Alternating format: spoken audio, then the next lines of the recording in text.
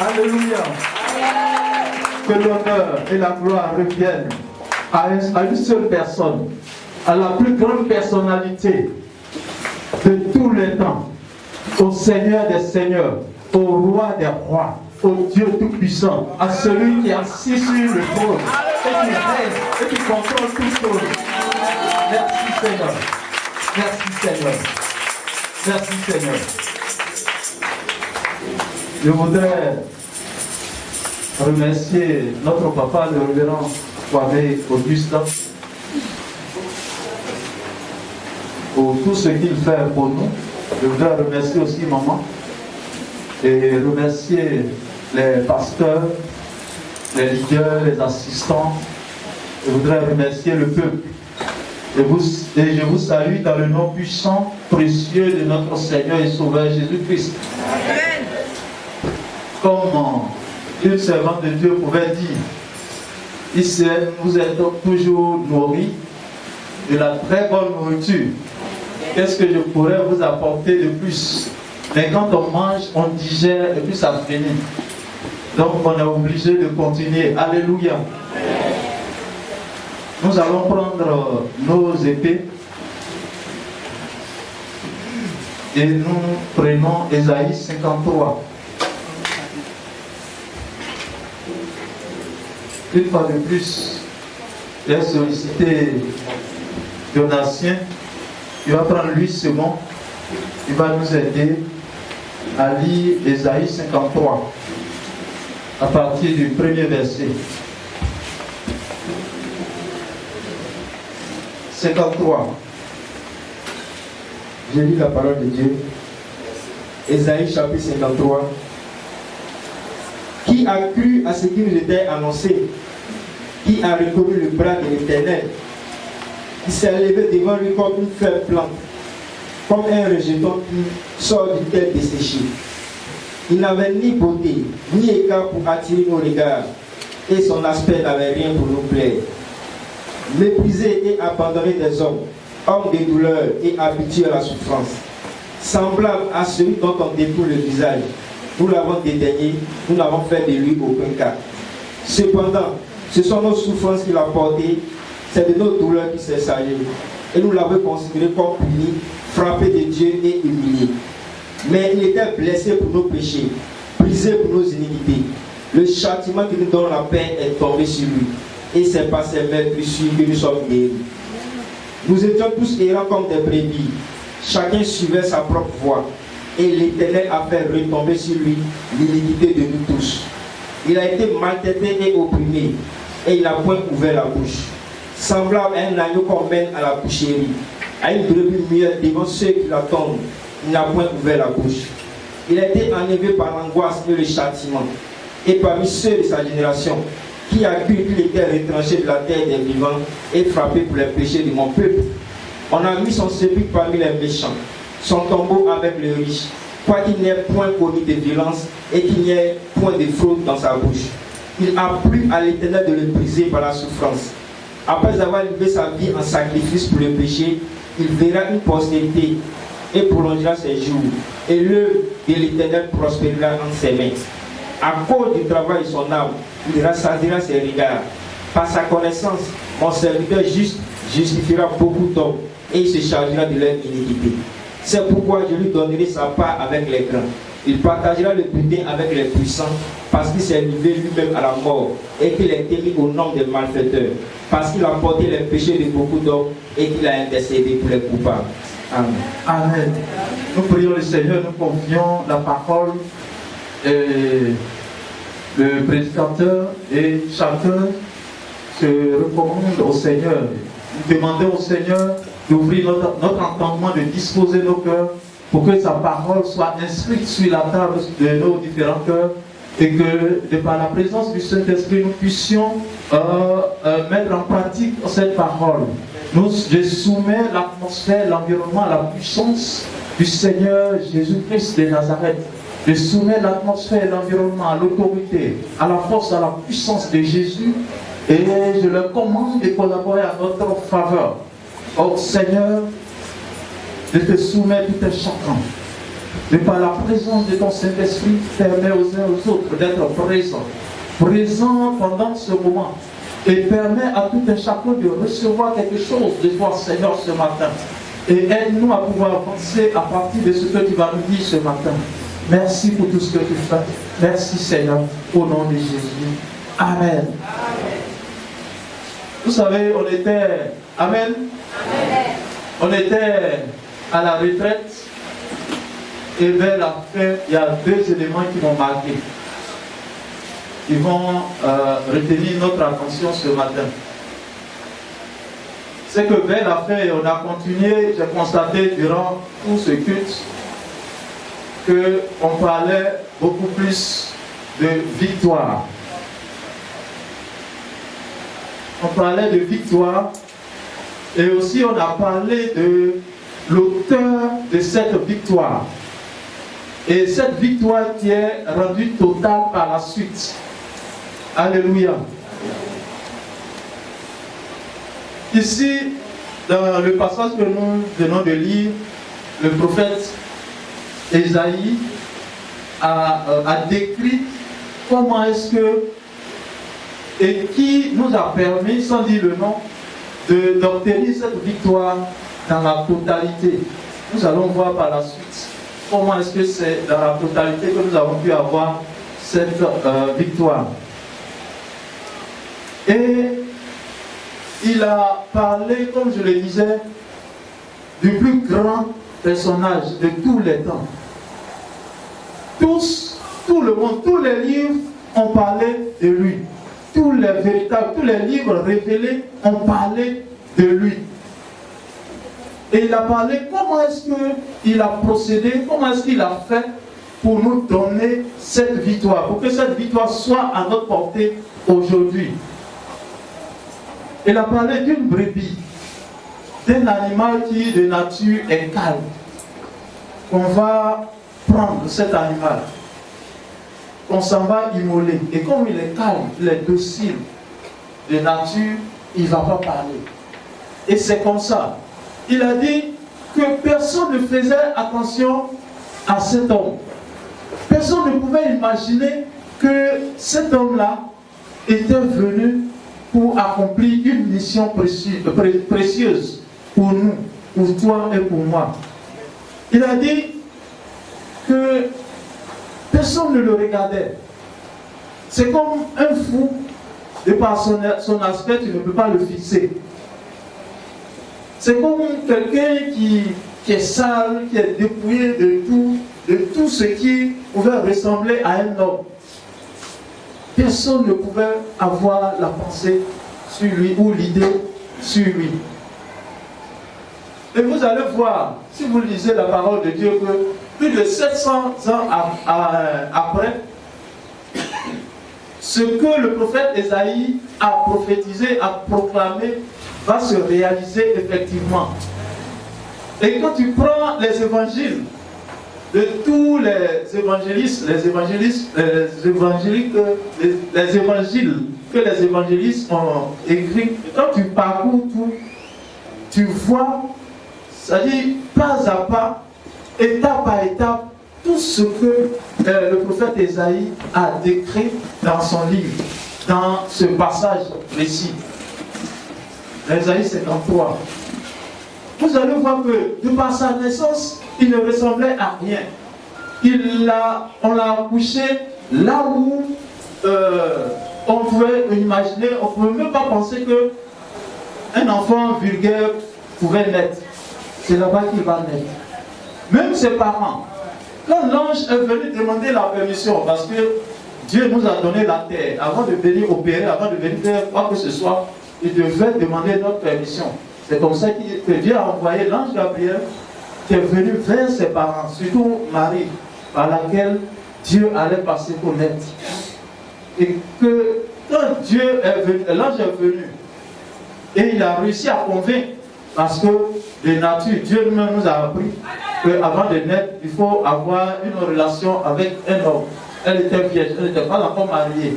Et en Israël, à cette époque, une fille qui n'est pas mariée ne devait pas avoir de rapport.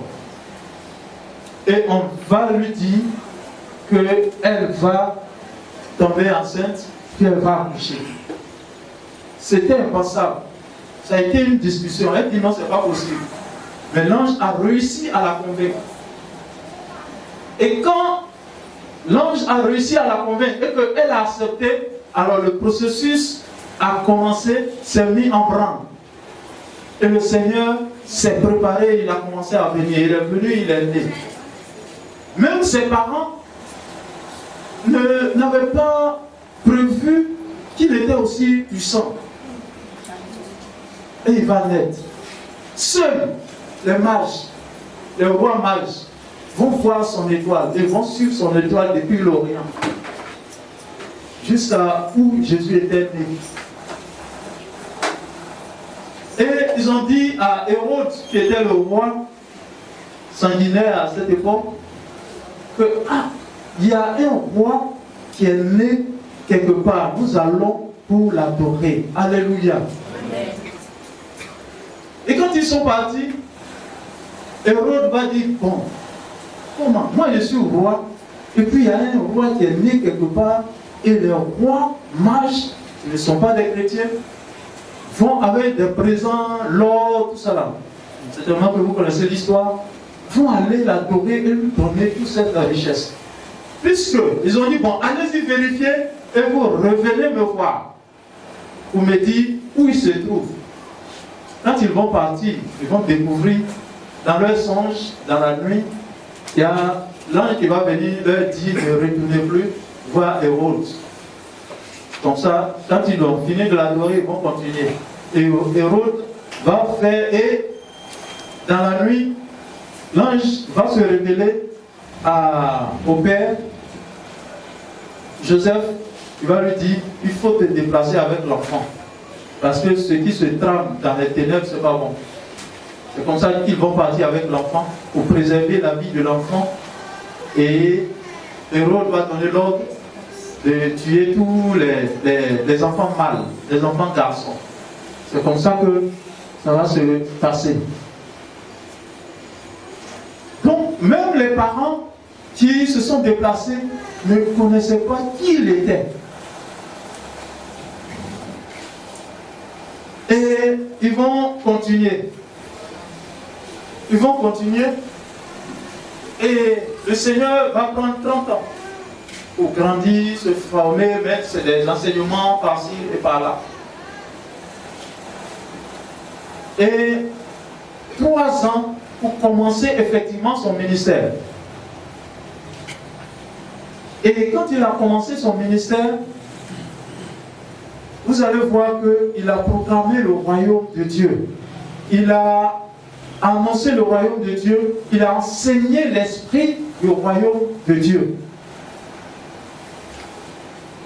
Et comme il est venu pour restituer le royaume que Dieu nous a donné dans le jardin d'Éden, que nous avons bradé, et par désobéissance à Dieu lui-même et à sa parole.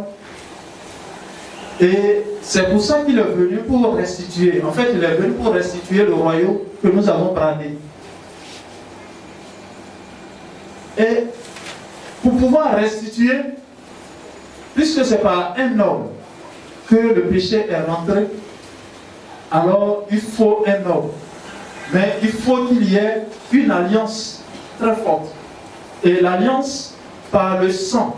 Et l'alliance par le sang est plus forte que toute autre alliance. D'ailleurs, même l'alliance par le sang brise toutes les autres alliances. Alléluia.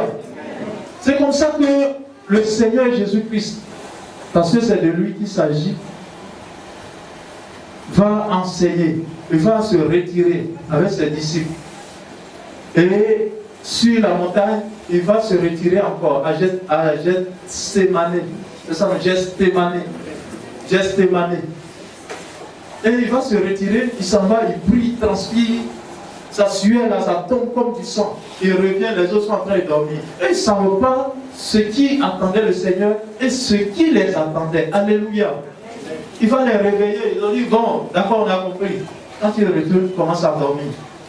Et c'est après ça que les gens vont venir. Et comme Pierre, qui n'avait rien compris, il a commencé à les agresser. Il a dit non, il suffisait de libérer un seul ange. Parce qu'un seul ange tue en une fraction de seconde des milliers de personnes. Mais il faut que la parole de Dieu soit accomplie. Parce que Dieu est assis, il a conçu son dessein ou son plan. Et puis lui-même, il devait venir. Alors, il devait venir, puisqu'il est Dieu, il devait prendre un autre nom. Et c'est le nom de Jésus qu'il a pris pour venir exécuter le plan que lui-même, il a conçu. Alléluia. Est-ce que vous me suivez? Amen.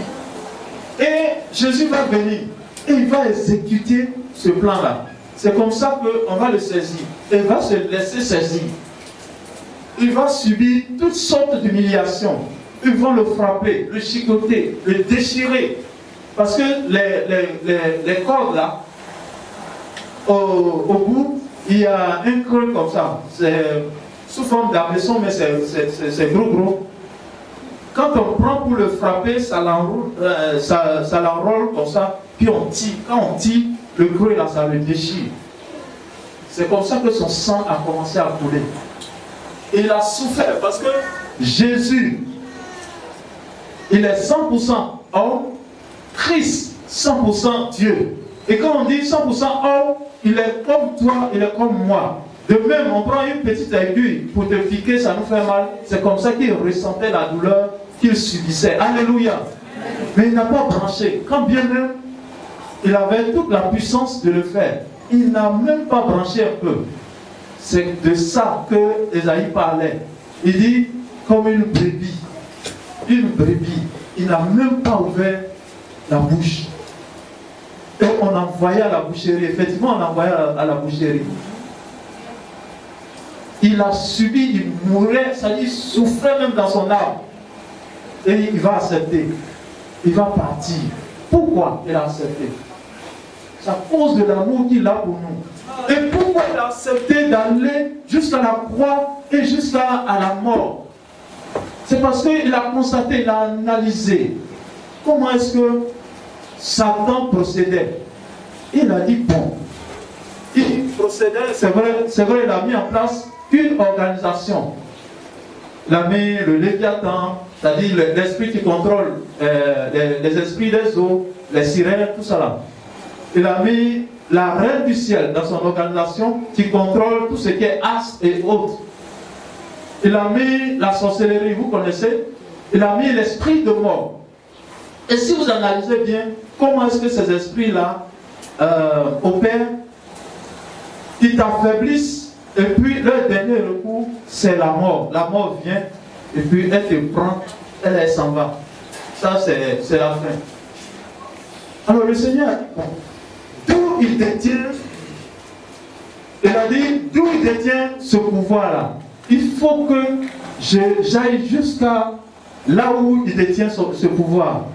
C'est comme ça que à la croix, la mort était à côté. Et quand il a rendu son esprit et qu'il est mort, il va commencer à suivre la mort. Quand il est mort, puisque la mort était là, il est descendu, il dit, ah, c'est toi.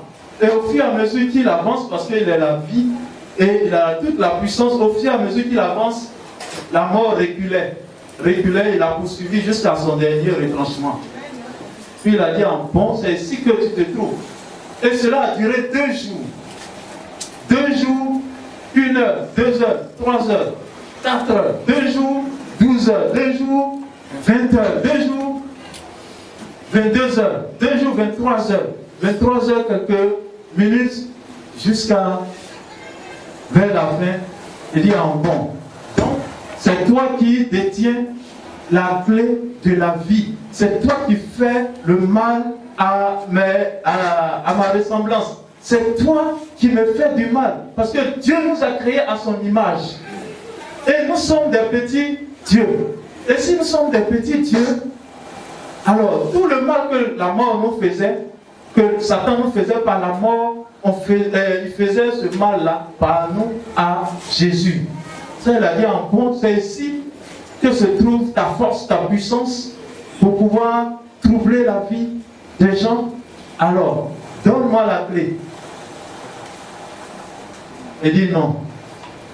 Donc, il a fait appel à l'ange Gabriel qui est venu. Il dit, quand il a tendu la main, puisqu'ils se connaissent depuis les siècles, c'est lui qui l'a délogé, c'est lui qui l'a amené à chuter. Alléluia. Il lui a donné la clé. Et la victoire lui a été donnée. Alléluia. La victoire lui a été donnée. Mais à un certain moment, le diable va contester cette victoire. Il faut prendre le micro. Le diable va contester cette victoire. Mais elle est déjà gagnée. Alors Dieu va rassembler toute sa créature. Dieu va rassembler toute son armée céleste. Ils sont assis. Les vieillards sont là. Les archanges sont là. Les anges sont là. Et il va faire venir. Jésus, lui, il est déjà monté. Il est assis sur son trône à la droite du Père. Alléluia. Et il va faire venir Satan. Il dit, viens t'asseoir. Toi, tu as dit que ce n'est pas fini, non? La victoire que Jésus a remportée se trouve confinée dans un livre qui était entouré de 7 sceaux. Si vous vous rappelez, aux élections, on met les bulletins de vote et autres, tous les kits électoraux dans une enveloppe, et puis on met un truc comme une pâte à modeler, puis on met le cachet, c'est ça le sceau. Et ce livre était entouré par 7 sceaux. Et puis Dieu va poser la question. Donatien, Apocalypse 5. Ah, elle est déjà là-bas. Apocalypse 5, à partir du verset 1er. Écoutez-moi bien. J'ai lu la parole de Dieu. Puis j'ai vu dans la main droite de celui qui était assis sur le trône un livre écrit en dedans et en dehors, scellé de 7 sceaux. Et j'ai vu un ange puissant qui criait d'une voix forte, qui est digne d'ouvrir le livre et d'en rompre les sceaux. Et personne dans le ciel, ni sur la terre, ni sous la terre, ne put ouvrir le livre ni le regarder. Et je pleurais beaucoup de ce que personne ne fut trouvé digne d'ouvrir le livre ni de le regarder. Et l'un des veillards me dit, ne pleure point, voici, le lion de la tribu de Juda, le rejeton de David a vaincu pour ouvrir le livre et ses 7 sceaux. Alléluia. Et je vis au milieu du trône et des 4 êtres vivants et au milieu des veillards un agneau qui était là comme immolé. Il avait 7 cornes et 7 yeux, qui sont les 7 esprits de Dieu envoyés par toute la terre. Il vint et il prit le livre de la main droite de celui qui était assis sur le trône. Quand il eut pris le livre, les 4 êtres vivants et les 24 veillards se prosternaient devant l'agneau, tenant chacun une harpe et des coupes d'or remplies de parfums, qui sont les 7 prières des saints. Et ils chantaient un cantique nouveau en disant, tu es digne de prendre le livre et d'en rompre les sceaux, car tu as été immolé et tu as racheté pour Dieu par ton sang des hommes de toute tribu, de toute langue, de tout peuple et de toute nation. Tu as fait d'eux un royaume et des sacrificateurs pour notre Dieu, et ils régneront sur la terre. Je regardais et j'entendis la voix de beaucoup d'anges autour du trône, et des êtres vivants et des vieillards. Et leur nom était des myriades de myriades et des milliers de milliers. Ils disaient d'une voix forte, l'agneau qui a été immolé est digne de recevoir la puissance, la richesse, la sagesse, la force, l'honneur, la gloire et la louange.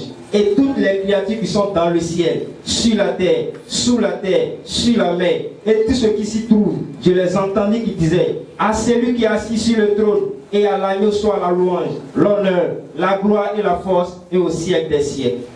Et les 4 êtres vivants disaient Amen, et les vieillards se prosternaient et adoraient. Amen. Alléluia. Comme je le disais, tout ce que Jésus faisait là, c'est pour nous. Alors Dieu va se saisir de Jean. Dans une vision, il va l'amener à assister à cette cérémonie. Parce que c'est pour nous. Il devait nous représenter. Il devait voir de ses yeux. Et il arrive, on dit, il n'y a personne dans le ciel. Il n'y a personne sur la terre. Il n'y a personne sous la terre. Dans l'univers, il n'y a personne qui soit capable de toucher même le livre, de rompre les sceaux et d'ouvrir. imaginez la désolation dans laquelle se trouvait Jean. Il était complètement abattu, il a commencé à pleurer. Il dit, mais nous sommes morts, mais on a pensé que le Seigneur Jésus est venu, il a vaincu la mort, il a détruit le pouvoir de Satan, et voilà qu'il n'y a personne. Et au moment où Jean se trouvait dans cette situation, nous aussi nous trouvions dans cette situation. On se posait encore des questions. Est-ce vrai que c'est pour moi que le Seigneur Jésus est mort? Mais pourquoi? S'il est mort pour moi, pourquoi il y a cette situation? Pourquoi il y a cette situation? Pourquoi il y a cette situation? Et avec Jean, on était dans la même situation de détresse. C'est comme ça qu'un ange va venir, va l'approcher. Il va dire, mon cher, il faut revenir en toi-même. Parce qu'il y a une bonne nouvelle pour toi, il y a une bonne nouvelle pour moi, il y a une bonne nouvelle pour nous. Amen. Il va dire, ah, tu dis quoi? Il dit, je te dis que l'agneau de Dieu qui a été immolé, il est le seul qui est digne, il est le seul qui est capable d'ouvrir ce livre et d'en rendre les sceaux. Alléluia. J'imagine la joie qui débordait Jean. Alléluia. Et avec Jean, j'imagine la joie qui nous déborde ce matin. Alléluia. Ah, on a trouvé quelqu'un qui a été capable, qui s'est levé et qui a ouvert le livre de vie. Il a ouvert et il a rompu les sceaux. Alléluia. Amen. D'abord, avant que Jésus n'aille ouvrir, Dieu a dit à Satan, est-ce que tu peux? Il dit, je ne peux pas. Il a demandé à Pharaon, est-ce que tu peux? Il dit, je ne peux pas. Il a demandé à tous les mystiques qui étaient assis là, est-ce que vous pouvez? Ils ont dit non, nous ne pouvons pas. Et c'est quand eux tous, ils ont constaté, comme Élie devait faire une démonstration avec les magiciens, les sorciers et autres, Jésus va se lever. Notre Élie va se lever. Et puis il va partir, il va prendre ce livre-là. Il dit, mais je l'ai déjà vaincu. Quel est votre problème? C'est pour moi, ça m'appartient. Depuis par mon sang, ce livre m'appartient. Et il va ouvrir. Il va ouvrir. Et tous, Satan et toute son organisation, il dit, la reine du ciel était assise là-bas. Le Léviathan était assis là-bas. L'esprit de mort était là. La sorcellerie même était là. Qui reste encore si l'esprit de mort était là-bas? Abaddon, qui contrôle tout, était là-bas. Et tous vont constater qu'ils ont tout perdu. Tout, désormais, tout leur a été arraché définitivement. Leur pouvoir, leur autorité leur a été arraché. Alléluia. Qu'est-ce qu'il reste? Qu'est-ce qu'il reste? Quand les sujets du roi vont vers le roi, ils vont le saluer, qu'est-ce qu'ils font? Ils se tiennent dans quelle position? Alléluia. Donc ils n'ont pas de choix. Puisqu'ils ont reconnu que c'est le seul, c'est le Seigneur Jésus seul qui a été digne d'ouvrir le livre, ils sont obligés de se prosterner. Amen. Alléluia. Amen. Ils sont obligés. La Bible dit, toutes les créatures de Dieu étaient là-bas. Et toutes les créatures de Dieu se sont prosternées devant le Seigneur, devant l'agneau de Dieu. Alléluia. Parce qu'il a vaincu le diable. Il a vaincu le dragon par son sang. Alléluia. Amen. Donc, c'est là, à partir de là, que la victoire totale a été déclarée. Mais ce n'est pas fini. C'est fini pour la victoire, on ne reviendra plus là-dessus. Comme je l'ai dit souvent, le dernier match de la Côte d'Ivoire, c'est quand je parle à la Sierra Leone, on était à la retraite. Ils ont fait 1-1, quelque chose comme ça. Si aujourd'hui on devait retransmettre ce match-là, est-ce que le score va changer? Ça ne va pas changer. Et C'est pour ça que Dieu va dire. C'est vrai, lui, il a été capable, il a fait, mais ce n'est pas pour lui, c'est pour nous. Pour que nous puissions aussi nous accaparer de cette victoire, il a dit à tous ceux qui l'ont reçu, la parole qui est Dieu, nous donne le pouvoir de devenir enfant de Dieu. Est-ce que tu as reçu Jésus-Christ ce matin comme ton sauveur? Parce qu'il est mort, il est ressuscité, son sang a coulé pour toi. Est-ce que tu l'as accepté comme ton sauveur ce matin? Alléluia, je suis rassuré. Est-ce que tu l'as accepté en acceptant comme ton sauveur? Est-ce que tu l'as accepté comme ton Seigneur ce matin? Amen. Donc la victoire est pour toi. Amen. La victoire est pour toi. Je dis la victoire est pour toi. La victoire est à ta portée. La victoire est à ta portée. Si tu l'as accepté, c'est que la victoire. Parce que une fois que tu l'as accepté, tu rentres en alliance, tu rentres en connexion avec le Seigneur. Et l'alliance qu'il a signée avec Dieu par son sang, et cette alliance qui est au-dessus de toute autre alliance, cette alliance seule qui brise l'alliance faite avec l'esprit de mort, alors cette alliance-là, tu t'accapares de cette alliance et la victoire est à ta portée. Alléluia. La victoire est pour toi. C'est pour ça que quand tu dois combattre, il ne faut pas combattre dans une position de défaite. Comme si le Seigneur était encore sur la croix. Alléluia. Il faut combattre à partir de où la victoire s'obtient, à partir de la victoire. Jésus a vaincu, il nous a donné la victoire. Donc on s'appuie sur cette victoire-là pour pouvoir avancer. Et vous allez voir que, parce que la victoire est pour toi, quand tu te présentes comme ça et que tu avances, la vieille mère qui est assise depuis le village qui dit, tant que moi je vis, celle-là ne va jamais se marier. Et elle prend ton mariage et puis elle s'assoit dessus. Je dis, quand tu sais que tu es dans une position de victoire et que le Seigneur par son sang t'a donné cette victoire-là, quand tu avances, la vieille est obligée de se lever et de libérer ton mariage. Je dis, il y a quelqu'un qui dit, non, celle-là elle est trop intelligente. Je vais prendre son intelligence. Par un songe ou bien par quoi que ce soit. Mais je dis, tu t'appuies sur la victoire que Jésus te donne. Et puis tu avances. Je dis, la transaction sera faite. Jésus va faire le transfert. Va arracher